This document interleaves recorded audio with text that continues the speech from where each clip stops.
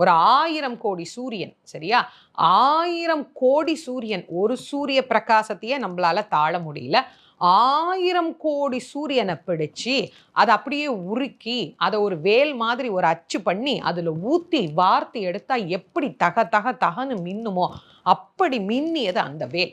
அந்த வேலை அப்படியே தூக்கி முருகன் கையில சிவபெருமான் கொடுக்கல. அதை யார் கையில தெரியுமா கொடுத்தாரு?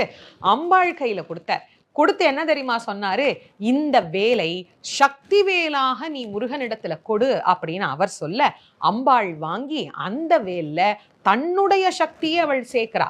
சேர்த்த பிறகு அந்த வேலை முருகப்பெருமானுக்கு அம்பாள் தான் கொடுக்கிறார். அப்ப அந்த வேல்ல என்ன ஆற்றல் இல்லைன்னு நினைக்கிறீங்க? எல்லா ஆற்றல்களும் அந்த வேலுக்கு இருக்கிறது.